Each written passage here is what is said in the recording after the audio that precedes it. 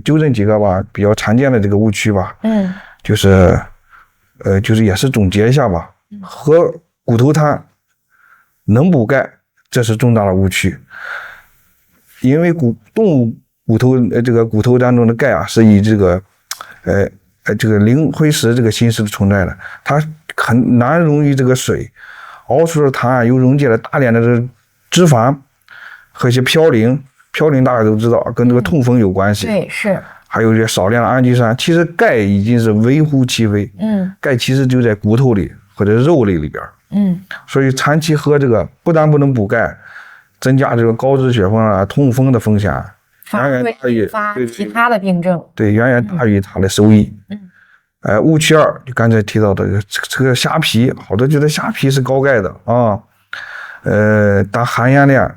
更高，其实盐是阻碍这个钙吸收的，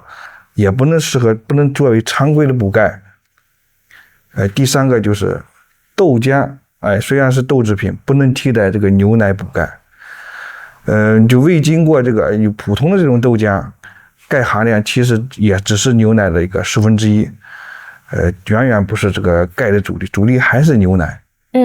刘主任，您刚才给我们分享的这些太实用了，都是咱们老百姓能够触手可及买到的，包括晒太阳又经济又实惠，对吧？那其实呢，我们总结一下核心是什么呢？奶制品打底，豆制品和咱们的深色蔬菜来助攻，坚果呢作为咱们的健康零食，同时呢要做好促进吸收和减少干扰的工作。那刘主任，您刚才特别提到了补钙呢不等同于抗骨质疏松，对于已经确诊的患者，除了这些您刚提到的基础设施，还有哪些核心的武器，或者说我们在生活中有哪类人群是需要启动咱们药物治疗的？能不能跟咱们聊聊这个事儿？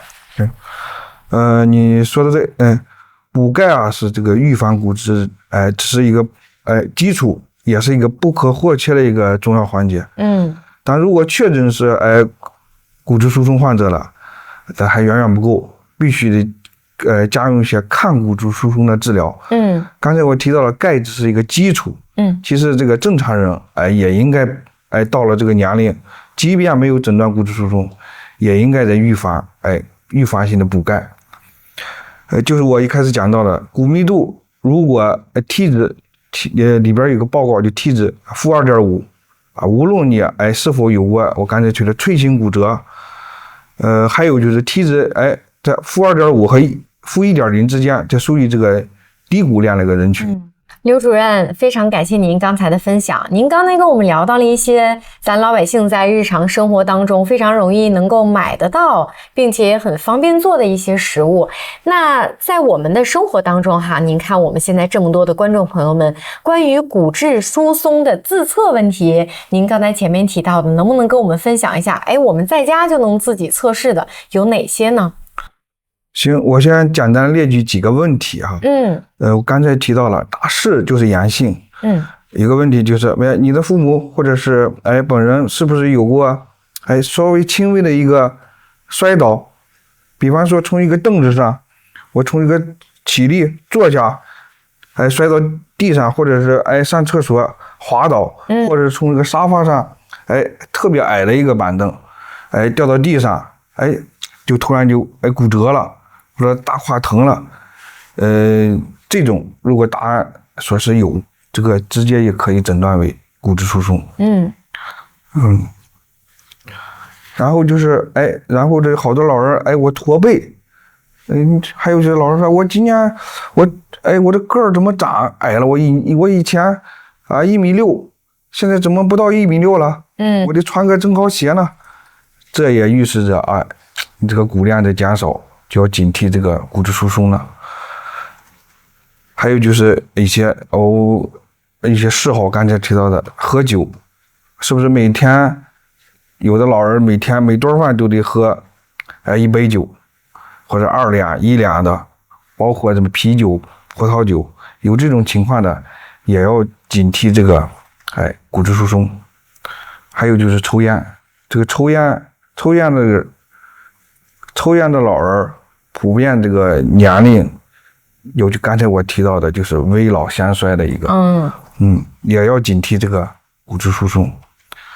还有一些就是我经常腹泻，常见的病就是溃疡性结肠炎啊，大便次数比较多，一天我得上厕所2次到3次。这个病人他这个营养丢失也多，这个也要警惕这个骨质疏松。还有就是刚才提到的女性绝经比较早40岁或者45岁，或者是就是因为一些疾病我人为的绝经了，比如子宫肌瘤了，我切除子宫了，也要考虑这个。还有就是这种刚才我提的这个说到了这个12个月没有就是没有这个月经来。